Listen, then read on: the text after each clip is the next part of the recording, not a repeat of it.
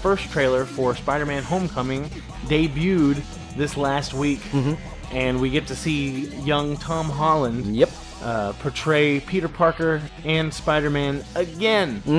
We got his first glimpse of him in the Civil War movie, and now we get our first glimpse of the actual Spider-Man movie, which, man, I gotta tell you, as a fan of Spider-Man, I am so excited about this movie, especially that Marvel is playing a role in the production of it. And it's going to tie into the cinematic universe. Even though it's not Marvel Studios doing the movie, it's still part of the cinematic universe, which I really hope that eventually we can get a similar deal with Sony. Or I'm not sorry, Fox. That owns to get the X-Men. Fantastic Four. Well, I mean, the X-Men has been successful. Yeah. And so I don't really see them giving up that much control over that franchise, but Fantastic Four has... I was about to say, because we'll have to wait and see what happens after Logan. Because it seems to me like Logan is probably going to be like the last X-Men movie for a while. I mean, we'll see. Yeah. We'll see. But Spider-Man Homecoming looks great. Tom Holland is an actual teenager, playing an actual teenager. Some of the comments that we read on YouTube were complaining about him being so young, but that's the story of Spider-Man. Exactly. He is a young person.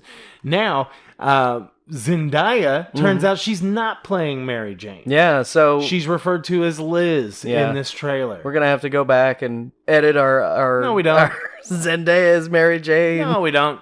It's still there. It's there for all You can time. go check that out on our YouTube page. Yeah, when it was first announced.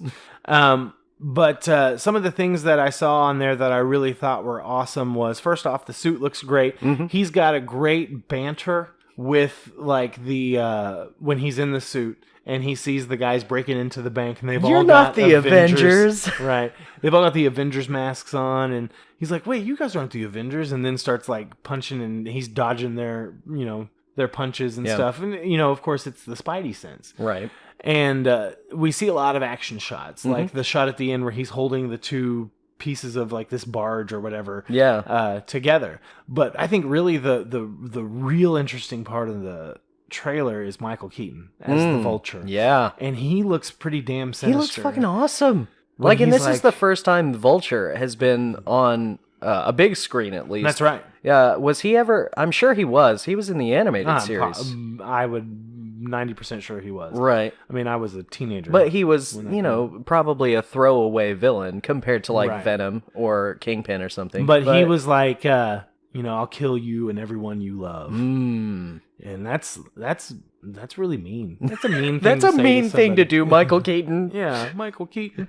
A lot of comments about, well, now first he was Batman, then he's Birdman, now he's the Vulture. You saw a lot of that kind of stuff. But it looks great. And I think this is really the direction that it needs to go.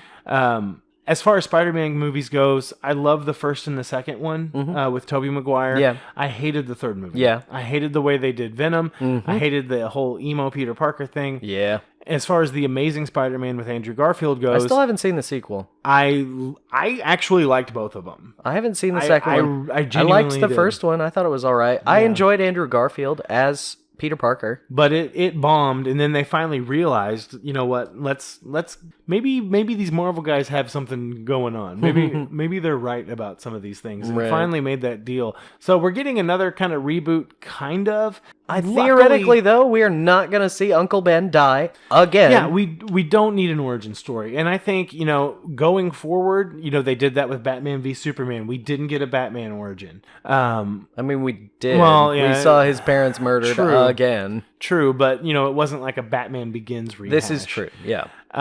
And so that's really what I want to see going forward, especially if you're going to reboot a popular franchise. We don't necessarily need to see the origin. We are smart enough to We've seen his origin twice in the last 16 years, because the first Tobey Maguire one was 2000, wasn't it? Yes, sir. Yeah. Well, probably. I think it was 2000 or 2001. It was right around there, though. So we've seen the Spider-Man origin twice in the last 16 years. Yeah, and we don't need to see it again. We don't need to see it again. And I like how they did that in Civil War, where they kind of established Peter Parker having already had his powers, and then Tony Stark just kind of discovers him and is able to, hook him up with the new suit and all that kind of stuff. Right. Tony Stark returning for potentially more than just a cameo. And his classic Tony Stark wit. Yeah. Where he's like, don't do anything I wouldn't do. Don't do anything I would do. In fact, there's that little gray area, and that's where you need to be. That's right where you need to be. Yeah. And don't worry, I'm not hugging you. I'm just opening the door. Just opening the door.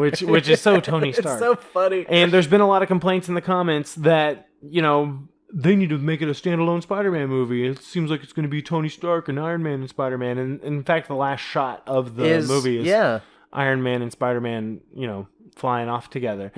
But I think it makes sense to have Tony Stark provide him with the costume. And having Tony Stark in that is going to tie him to those other movies.